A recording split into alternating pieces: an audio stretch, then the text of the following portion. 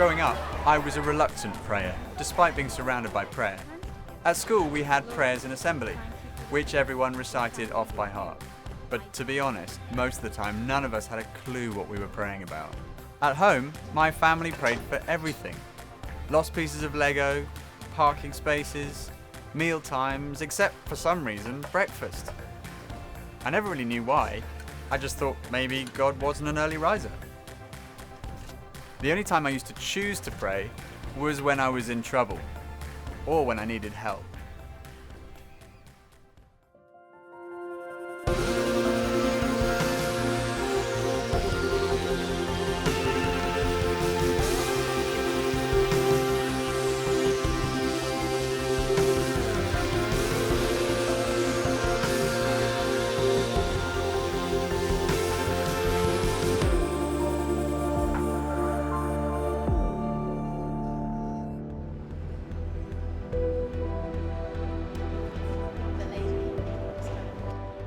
Prayer is one of the most universal instincts. Most people at some point in their lives pray. Yeah, and Jesus, when he talks to his disciples, says when you pray, not if you pray. So he kind of assumes that everyone will pray. And if you think about it, if God exists and created us for a relationship with him, then talking to him is the most natural thing in the world. Yeah, and all our relationships are based on communication. When people learn how to communicate well, then their relationships grow and flourish.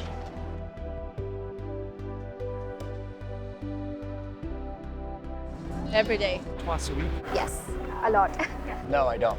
I used to, but not so much now though, because I kind of like, I have a lot of what I want now. Honestly, well, not really, to be honest with you. Not really. I don't really pray. I sort of just meditate on things. In my own way, yeah. Well, I guess only if I'm really, really scared or that I really, really want something, then I'll pray.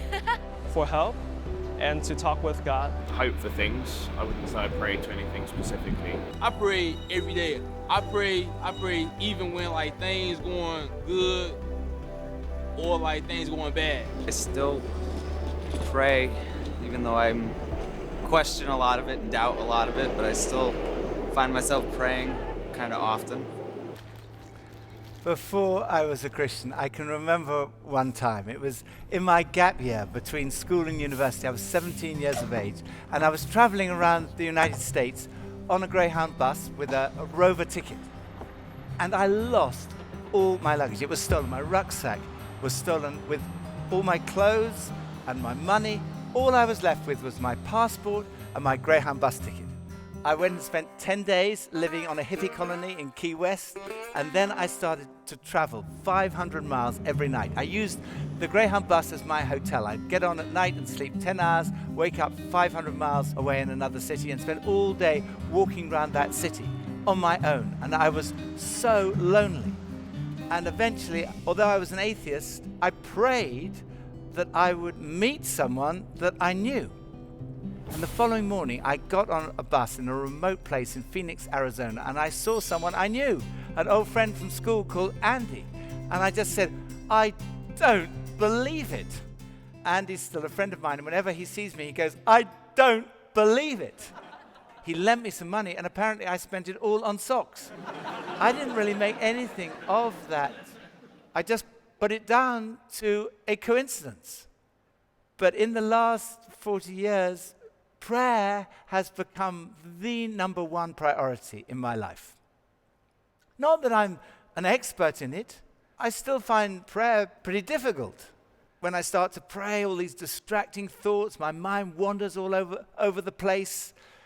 And often, just in the busyness of life, I find it really hard to find time to pray. But I love praying. Why is that? Well, prayer is the most important activity of your life. In fact, it's the very purpose for which you were created, because you were created for a relationship with God. And how do you communicate in this relationship? By prayer. And if you love someone, you want to spend time with them, you want to communicate with them, you want to grow in that relationship. And that's how we grow in our relationship with God. The Apostle Paul wrote, through him, that is Jesus, we both, that's Jews and Gentiles, that's the whole known world at that time, have access to the Father by one Spirit, by the Holy Spirit. So Christian prayer is to the Father.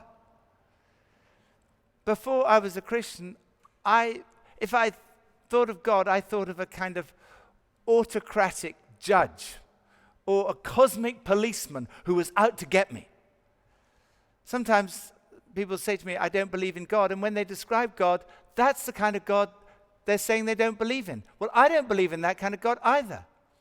I believe in the God who Jesus described when he said that we were to pray, Our Father in heaven. Jesus taught us to address God, and he actually taught us to use an Aramaic word, Abba, which is still used by children today in the Middle East. Daddy, Papa. It's the most intimate word that you can use to a father.